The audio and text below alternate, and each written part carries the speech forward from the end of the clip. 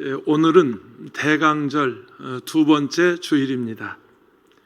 대강절이란 그냥 대강 지나가는 절기가 아니고 12월 25일 성탄절 네 번째 주일부터 시작되는 절기입니다. 지금 올해는 지난 11월 29일부터 시작해서 성탄절까지 예수님 오심을 기다리고 그리고 다시 오실 예수를 기다리는 우리 기독교의 명절입니다. 절기인데 우리 개신교에서 별로 이런 말을 잘 안 하고요. 목사들이 이런 거 잘 설명하지 않습니다. 그래서 대강 지나가는 절기 대강절입니다. 라틴어에서 온 말인데 3세기 4세기 스페인 지역에서 시작했어요. 그리고 6세기의 그러니까 교회 역사에 포함된 절기고요. 예수 그리스도의 탄생을 기뻐하고 다시 오실 예수님을 기다리는 말하자면 희망의 절기, 그런 희망으로 가득한 명절, 이게 대강절입니다.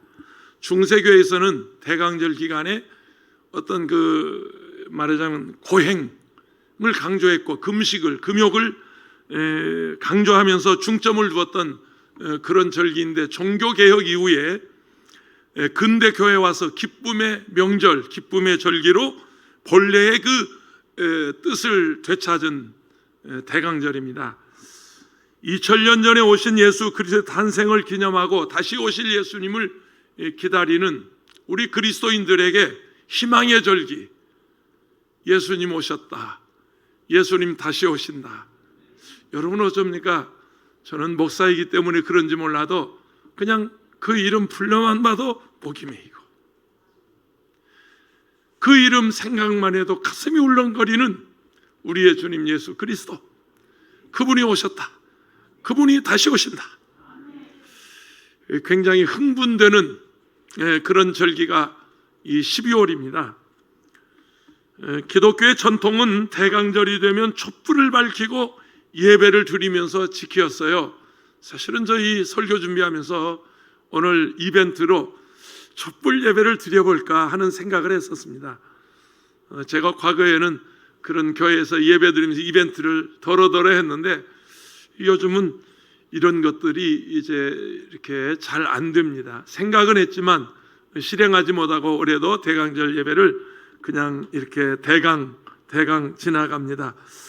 이 촛불을 켜고 예배를 드린다는 것은 아까 예수님이 베들레헴 말구에서 태어날 때 그 어두운 세상에 한 줄기의 빛이 쫙 하고 비치잖아요. 그 그림 속에, 그 어둠 속에 동방박사들이 와서 예배하고 그 오신 예수를 안고 눈물을 흘리고 기뻐하는 모습을 보며 그 예수는 십자가에서 죽어서 인류를 위해서 내가 다 이루었다 하고 그런 그것을 지금 그 영상에 이렇게 담아서 편집을 했습니다.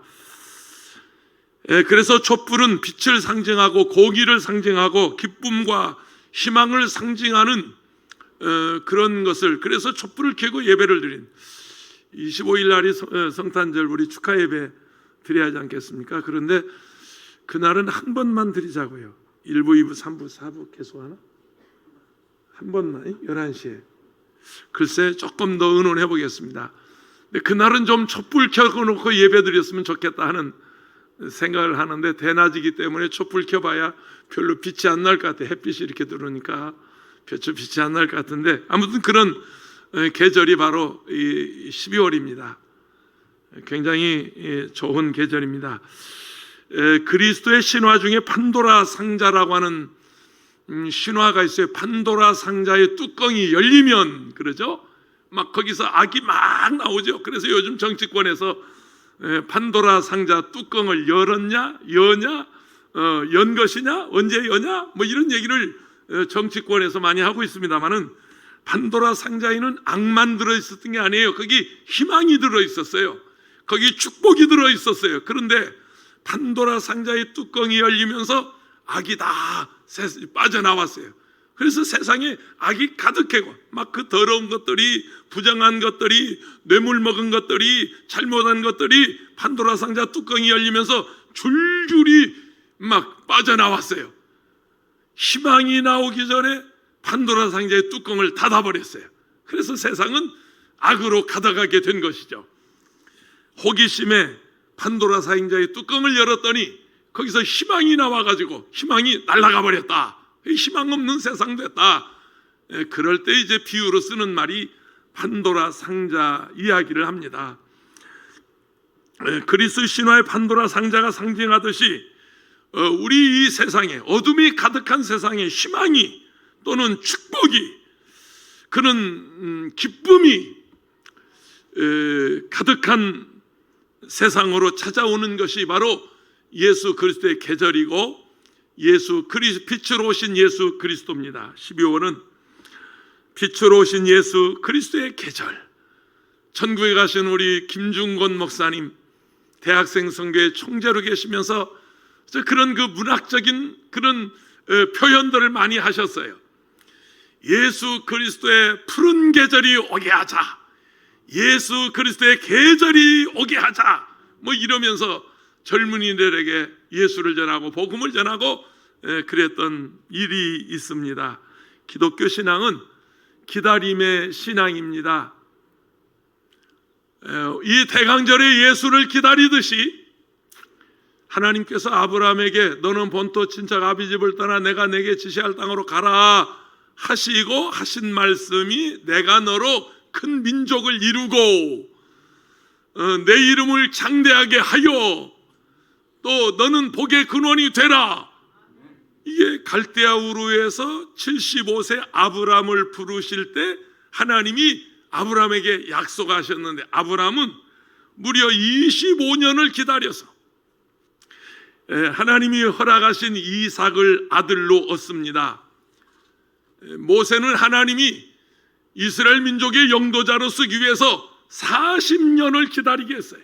바로의 궁전에서 40년, 저 미디안 광야에서 40년, 무려 80여 년을 기다리다가 하나님이 그를 쓰셨고요. 요셉을 축복하시는데 20년 이상을 기다려서 요셉이 복을 받고, 야곱은 그 안에 사랑하는 리브가를 얻기 위해서 여러분 수십 년 그 집에서 땀을 흘려 머슴살이를 하고 외삼촌 나발을 섬기는 그런 기다림의 계절 시간이 있었습니다. 어쩌면 우리 기독교의 신앙은 기다림의 신앙이다 말할 수 있습니다.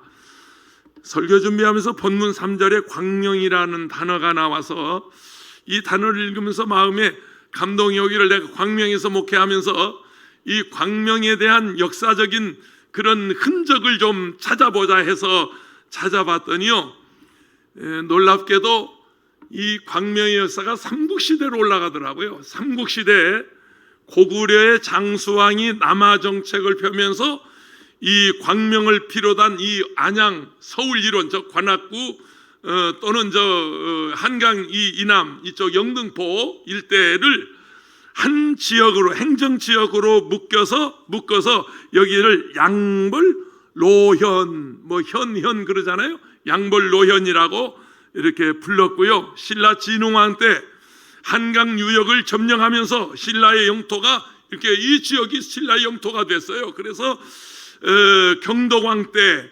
곡양현이라고 이 지역의 이름을, 신라의 곡양현, 그러면 지금 이 광명 일대, 안양, 저 관악구, 뭐 이 안양 이 일대를, 구로동 이 일대를 그렇게 정했었습니다. 그러다가 태조 고려 때 금주현이라고 개칭하면서 지금에 이르고 있는데, 1944년 일제강점기 조선 총독부 영에 의해서 시흥군으로 통합되고 79년에 시흥군 서면이 되었다가 1981년 소하읍, 원래가 이 소하리 뭐 기아자동차 소하리 공장, 그래서 리단위 이 행정단위인 줄 알았는데 깜짝 놀랐어요. 원래 소하읍이었더라고요. 여기가 소하읍이 광명 출장소와 병합이 되면서 광명시로 이렇게 개청이 돼서 오늘 이렇게 여기까지 왔습니다.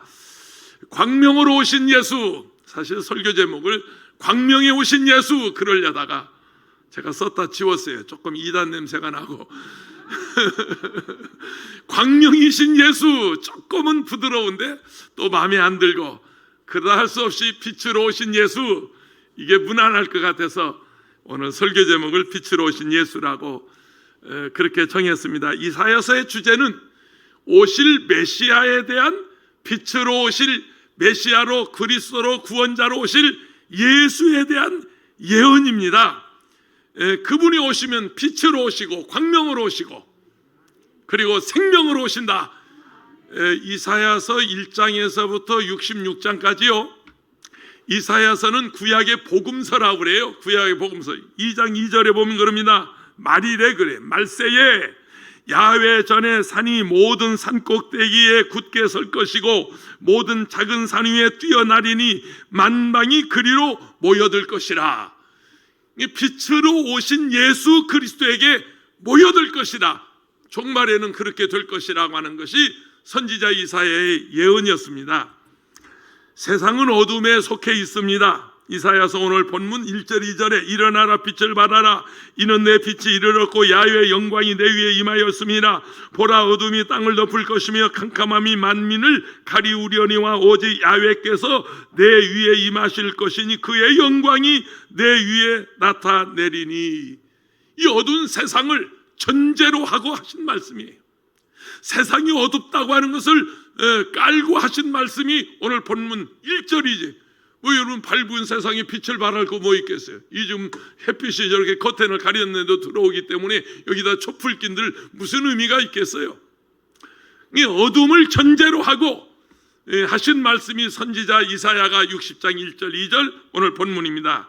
19세기의 찰스 스펄전은 유명한 설교자요, 영국 교회를 대표하는 인물입니다. 당시 위대한 설교자 알렉산더 맥클아렌이라고 하는 목사님이 계셨어요. 좀 검은 사진이 스펄전 목사님이고 조금 밝은 사진이 맥클아렌 목사님인데 동시대 인물입니다.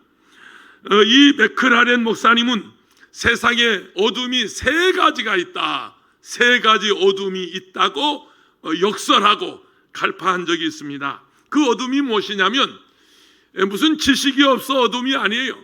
과학이 문명이 어두워서 어둠이 아니에요. 무슨 철학이 없어서 어둠이 아니에요. 이 맥클아렌 목사가 지적한 세상의 어둠은 야훼 하나님을 알지 못하는 어둠입니다. 다시 말합니다. 예수가 없는 사람은 아직도 어둠에 속한 자입니다. 예수 안 믿는 불신자들이 설교 들으면 야 너만 밝은 세상에 우리도 천지 밝은 이 광명한 세상에 우리도 살고 있다. 여러분 그렇게 이의를 제기할지 몰라도 성경적으로 볼 때 그렇단 말이에요. 호세아서 4장 6절에 내 백성이 지식이 없으므로 망하는도다. 내가 지식을 버렸으니 나도 너를 버려 내 제사장이 되지 못하게 할 것이고 내가 내 하나님의 율법을 잊었으니 나도 내 자녀들을 잊어버리리라. 하나님을 알지 못하는, 하나님이 없는 세상은 성경적으로 어두운 세상이라는 거예요. 어두움의 세상이라는 거예요. 미국 캘리포니아 해변에 호화스러운 요트 한 적이 실종이 됐어요. 사고를 당했어요.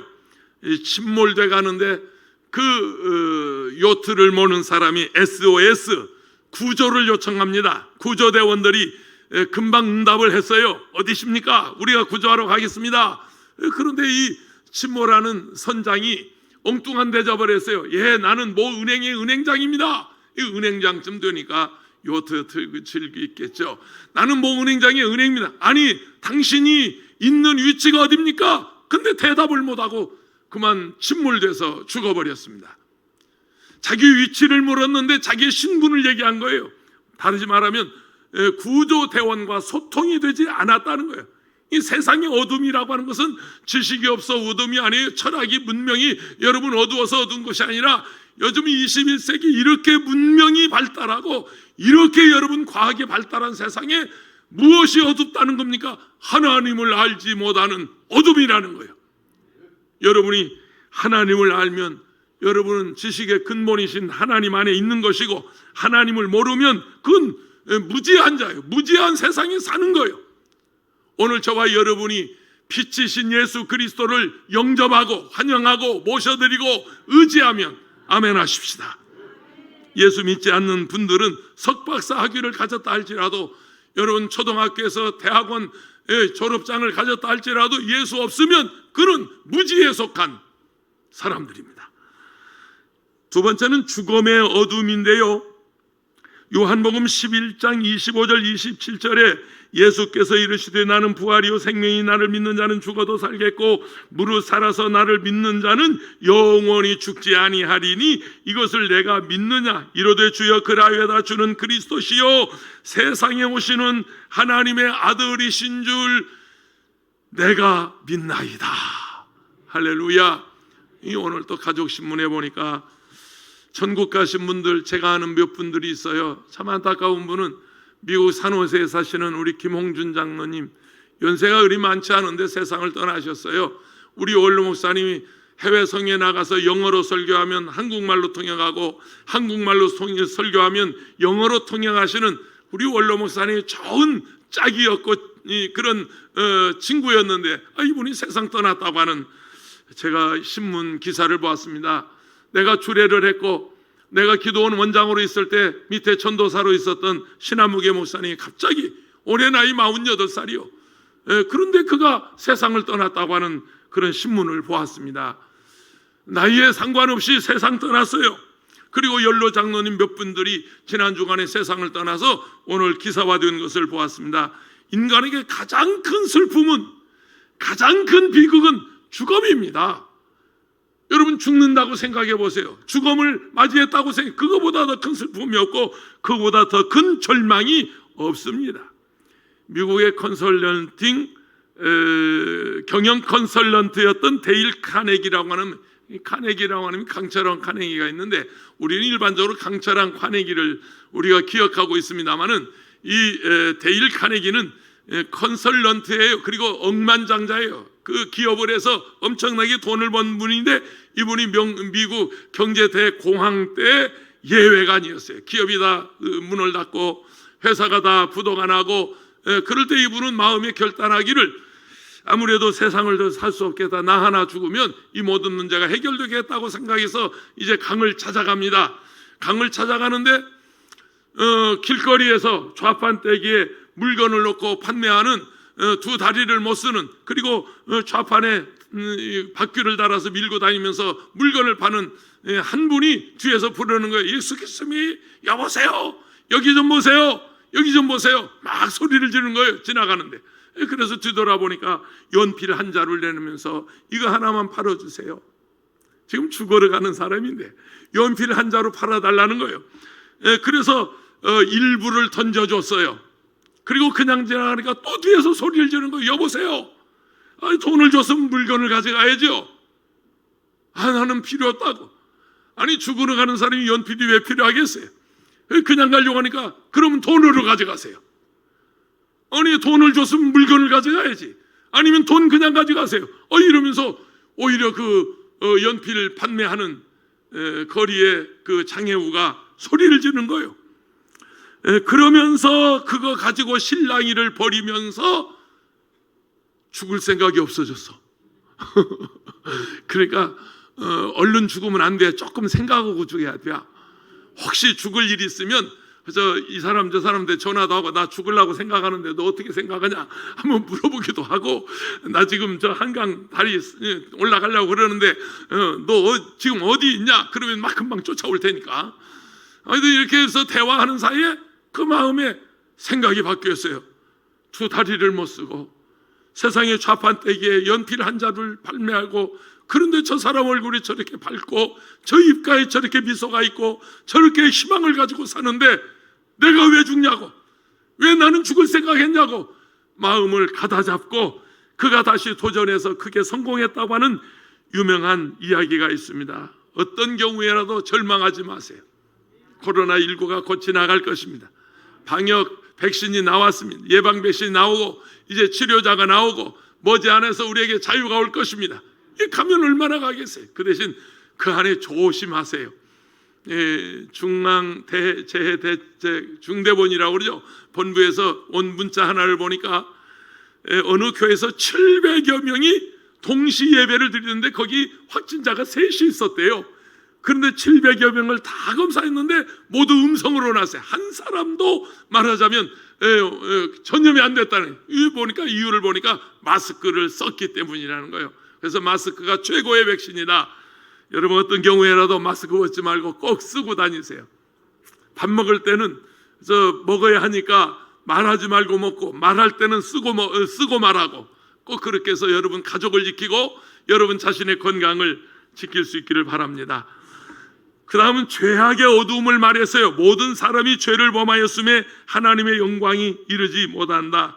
문명국가 백성이든지 원시국가 주민이든지 여러분, 복음이 없으면, 예수가 없으면 거기에 어둠이 있고, 여러분 거기에 무지함이 있고, 거기에 죄악이 있습니다. 존 버년이 쓴 명작 철로 역정, 우리 기독교의 명작 몇 가지가 있어요.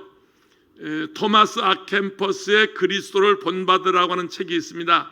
이 책은 노예 상선의 아들이고 노예 상선의 선장이었던 존 뉴턴이 아프리카에 가서 노예를 싣고 오다가 어느 날 배전에서 누가 던져주는 책 한 권을 손에 들고 읽었는데, 단숨에 읽었는데, 그게 토마스 아켄퍼스의 그리스도를 본받으라고 하는 책이었습니다.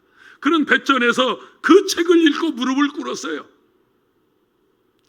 그래서 기독교 고전 중에 하나가 토마스 아켄퍼스의 그리스도를 본받으라고 하는 책이고, 그리고 존 버년의 철로 역정입니다. 존 뉴턴은 그 책을 읽고 무릎을 꿇고 예수가 나의 주님, 나의 하나님이라고 그가 고백을 하고, 마침 노예 상선의 아들로, 노예 상선의 선장으로, 선원으로 일하다가 다 청산하고 그가 회개하고 예수를 믿어서 영국의 유명한 목사가 되었는데, 그가 지은 찬송이 그 유명한 어메이징 그레이스, 세계적인, 전 세계에서 가장 많이 부르는 찬송 어메이징 그레이스, 전 세계 그리스도인들이 가장 애청하는 곡 어메이징 그레이스. 나 같은 죄인 살리신 주의 놀라와 잃었던 생명 찾았고 광명을 얻었네. 그 책을 읽다가 예수님을 영접했어요. 이 존 버년의 철로 역정도 우리 기독교의 고전 중에 하나인데, 거기에 이런 얘기가 나옵니다. 기독도가 천국을 향해 가는데 한 번도 청소하지 않은 어느 집에 들리게 됐어요. 방에 먼지가 가득해요. 하인이 청소하고 있는데, 피지를 하고 있는데 먼지 때문에 숨이 막힐 지경이었어요. 그런데 소녀 하나가 그 먼지 나는 그 더러운 쓰레기에다가 물을 뿌리는 거예요. 물을 뿌리며 청소하는 거예요. 그래서 천성을 향해 가는 기독도가 이게 무슨 뜻이냐고 물었지요. 그랬더니 여기는 죄 씻음 받은 적이 없는 인간의 부패하고 악한 마음을 의미하는 방입니다. 마음을 더럽히는 썩은 것들이 율법의 피지를 하자 먼지가 방 안을 뒤엎고 숨이 막힐 지경이나 죄로 더러워진 마음을 깨끗하게 하기는커녕 오히려 죄가 더 드러나고 있습니다. 물을 뿌리는 것은 복음입니다. 먼지를 갈아주내 청소된 것처럼 복음은 죄악으로 얼룩진 우리의 마음을 깨끗하고 정결하게 할 수 있습니다 하는 메시지가 그 철로 역정 안에 들어 있습니다. 요한 1서 2장 9절입니다. 만일 우리가 우리 죄를 자백하면 저는 미쁘시고 그는 미쁘시고 의로우사 우리 죄를 사하시며 우리를 모든 불의에서 깨끗하게 하실 것이요. 중요한 사실은 우리가 이 빛을 받은 사람들입니다. 이 빛이 또 우리를 통해서 비춰져야 합니다. 빛은 하나님의 빛이고 예수 그리스도의 빛이고 우리 자신이 빛이라고 말씀합니다. 이사야서 60장 20절에 다시는 내 해가 지지 아니하며 내 달이 물러가지 아니할 것은 야훼가 내 영원한 빛이 되고 내 슬픔의 날이 마칠 것이라. 어두웠던 사람들이 빛을 받아서 단순히 반사되는 것이 아니라 빛이신 나와 여러분이 세상에 나가서 빛이 되라고 말씀하십니다. 마태복음 5장 예수님께서 4절에 14절에 너희는 세상의 빛이라 그랬고 16절에는 니같이 너희 빛을 사람들에게 비추어야 하여 저희로 너희 착한 행실을 보고 하늘에 계신 너희 아버지께 영광을 돌리게 하라 그래서 너희의 착한 행실을 보고. 할렐루야. 어려운 때 어느 때보다도 어려운 때입니다.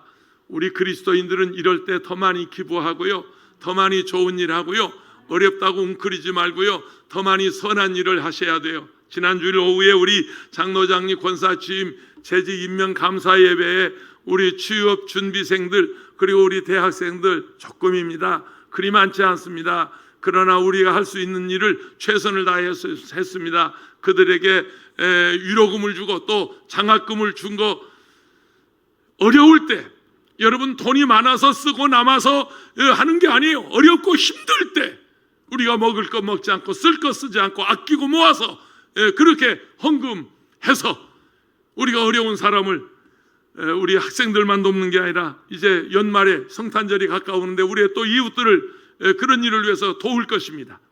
여러분들이 그렇게 그런 일에 헌신할 수 있기를 주의 이름으로 축원합니다. 너희 착한 행실을 보고, 너의 착한 행실을 보고 하늘에 계신 아버지께 영광을 돌리게 하라. 두 번째, 빛이신 예수의 명령입니다. 본문 1절 2절 다시 읽을까요? 일어나라 빛을 발하라 이는 내 빛이 이르렀고 야훼의 영광이 내 위에 임하였습니다.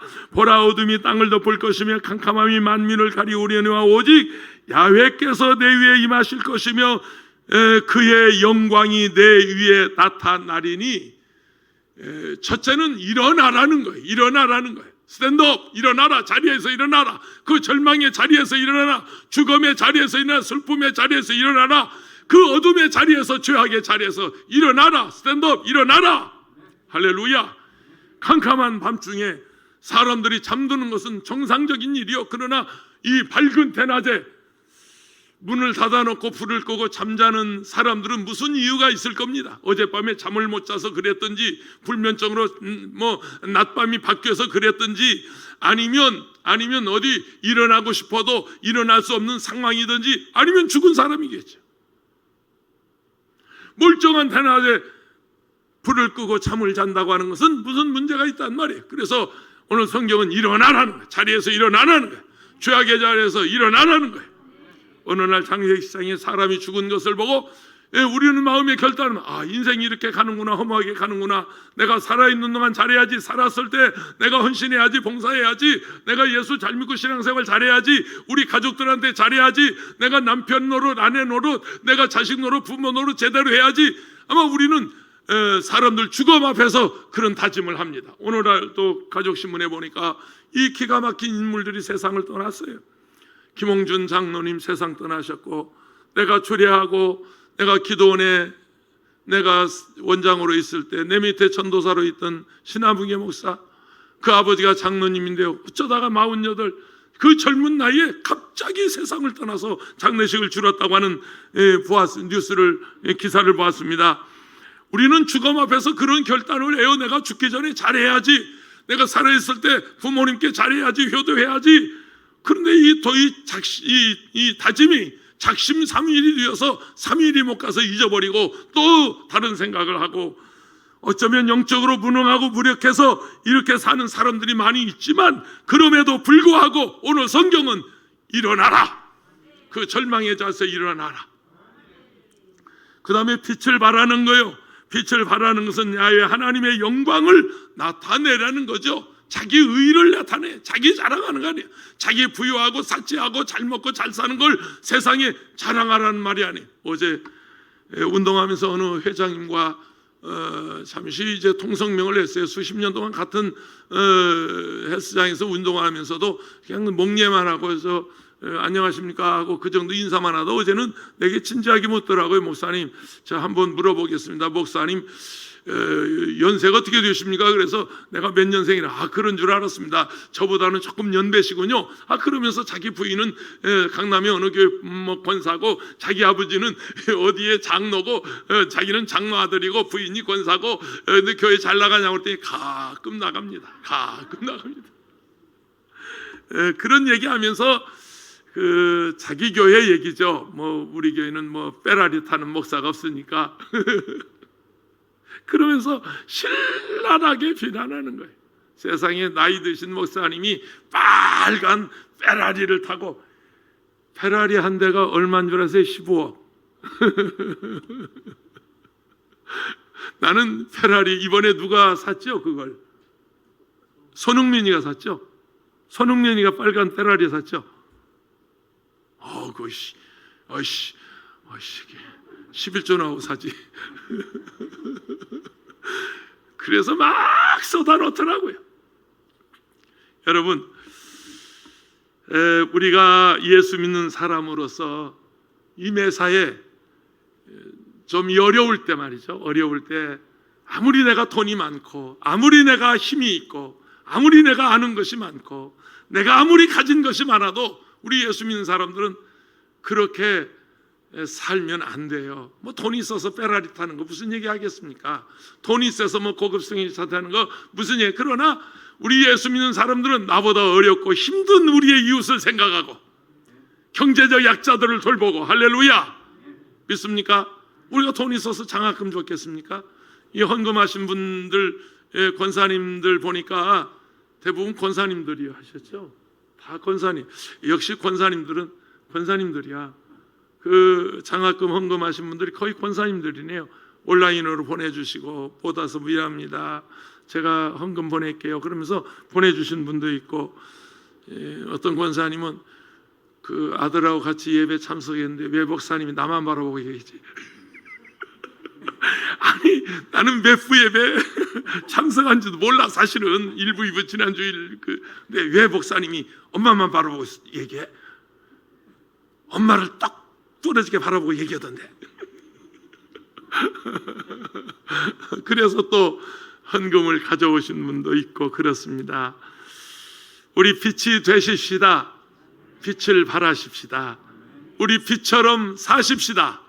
어두운 세상을 밝혀주는 예수 그리스도처럼 빛 되신 나와 여러분이 이 세상의 근심, 걱정, 염려로 가득한 이 세상, 요즘 세상이 얼마나 어지럽습니까? 얼마나 복잡합니까? 여러분, 뉴스 보기가 겁이 나고 싫을 만큼 우리 어렵지 않습니까? 이 어두운 세상에 나라도 여러분이라도 우리라도 우리 빛이 되십시다. 할렐루야. 이 중세 시대에 그린 성화들을 보면요, 뒤에 그렇게 둥그렇게 후광을 꼭 집어넣었어요. 그러니까 예수님의 흉상을 그릴 때는 반드시 그 뒤에 후광이 있어요. 그게 뭐냐면 비치는 빛을 말하는 거거든요. 제가 오살리 기도원에 40년 전부터 설교하고 그랬는데 그런 말을 참 많이 들었어요. 목사님 강단에 빛을 보았어요. 목사님의 얼굴이 빛처럼 빛나는 거 보았어요. 얼마 전에 지난 주일날 왔던 어떤 후배는 내가 전주교도소에서 3일간 부흥회를 한 적이 있거든요. 교도소에서. 근데 그때 자기는 무기수였대요, 이 고약헌님이. 그런데 그 3일 동안 그냥 펄펄 뛰면서 그 교도소에서 목사님 설교하는데 그때 막 뒤집어져 가지고 만기 출소를 해서, 이 무기라도요 감형이 되거든요. 20년 만기 출소해서 대개 한 20년 살면 거의 풀어냅니다. 이번에 뭐 조아무개가 40년형 받았지만 20년 살면 나오고요. 무기 받았어도 한 20년 살면 어떤 도 이상 다 내보내게 되는데, 그가 나와서 그때 은혜 받고 예수 믿어서 지금 목사가 돼서 자녀들을 5이 놔두고 경기도 양주에서 살고 있다고, 우리 총회장 이용훈 목사님이 다둥이 아빠라고 도와준다고. 근데 나한테는 차마 도와달라니 못하더라고요. 이 친구가 틀림없이 그것 때문에 온 것 같은데 말은 못해. 왜냐하면 그때 교도소에서 은혜 받고 받은 목사님이 목회하는 데 와서 보니까 현찮게 보였던 모양이야. 이게 교회가 상당히 몇천 명 모이고 그러면 틀림없이 이거 방송 나가면 안 되는데 아무튼 말이죠, 우리 빛이 되십시다. 세 번째, 빛으로 나와야 합니다. 3절인데요 열방은 내 빛으로, 열왕은 비추는 내 광명으로 나아오리라. 광명으로 나아오리라. 4절에 보면 내 눈을 들어 사면을 보라. 무리가 다 모여 내게로 오느니라. 내 아들들은 원방에서 오겠고 내 딸들은 안겨울 것이라 말씀하셨습니다. 2차 세계대전이 끝나고 독일이 점령했던 폴란드에 독일군이 만든 벙커를 이제 철거하는데 무려 6년이 걸렸다고 하네요. 이런 벙커를 독일군들이 막 진지를 구축했는데, 독일이 2차 세계대전 때 맨 처음에 점령한 나라가 폴란드거든요. 폴란드. 그래서 폴란드 국민들이 독일에 대한 그 감정을 가지고 있어요. 우리가 일본에 대한 감정을 가지고 있듯이 감정을 가지고 있는데, 그 독일 수상이 이제 폴란드를 처음으로 방문해서 그 전적비 앞에 가서 비가 부슬부슬 내리는 그날 무릎을 꿇고 사죄를 합니다. 우리가 잘못했습니다. 다시는 이런 짓 안 하겠습니다. 지금 이 일본 수상이 와서 한번 그려보면 우리 국민들은 다 눈물을 흘릴 것인데 말이죠. 일본 천황이 와서 한국에 와서 여러분 내가 잘못했습니다, 우리 일본이 잘못했습니다, 그러면 우리는 업어줄 거예요. 우리 정 많은 우리 민족이 그렇게 용서하고 갈 것인데, 이 사람들이 그걸 인정 안 하는 거예요.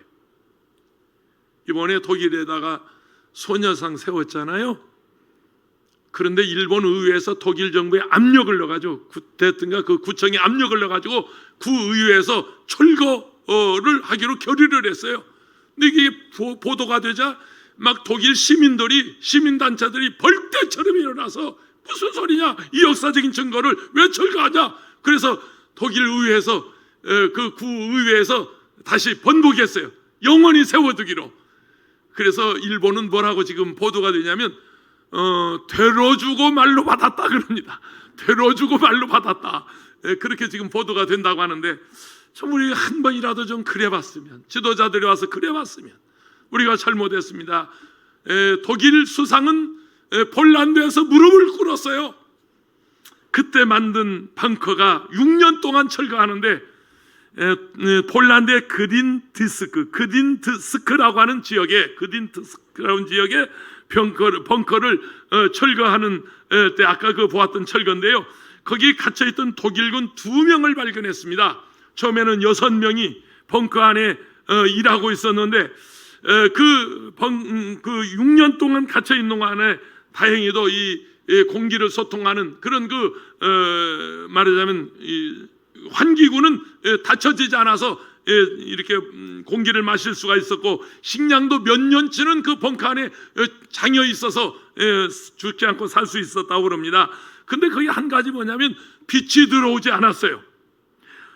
이유 없이 그 2명은 스스로 목숨을 끊었고, 2명은 견디다가 죽었고, 나머지 2명이 끝까지 남아 있었는데, 해체 작업하다가 벙커를 발견해서 2명이 살아났는데, 한 사람은 빛을 보자마자 심장이 마비돼서 그 자리에서 죽었고, 1명은 끝까지 살았다고 하는 얘기입니다. 사람은 빛을 보지 않으면 죽습니다. 영혼이 죽습니다. 육신도 죽습니다.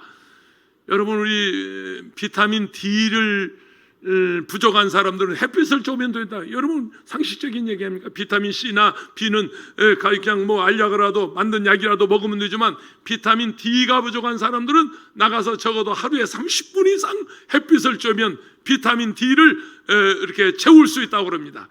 이 햇빛을 쬐는 것이 아주 좋습니다. 우리 대한민국은 햇빛이 좋은 나라입니다. 저 독일 같은 나라는, 프랑스나 독일 같은 스위스 같은 나라는 뭐 온종일 거의 1년 내내 적어도 365일 동안 한 300일 이상이 항상 흐린 날씨거든요. 햇빛을 보지 못해요. 그러니까 그들은 일하다가도 햇빛만 뜨면, 해만 나면 그냥 일하던 것을 접어두고 문을 다 걸어 잠그고 막 거리에 나가서, 또는 강가에 가서, 공원에 가서 막 옷을 다 벗어붙이고 일광욕을 한다고 그 야단을 떠는 것을 보았습니다.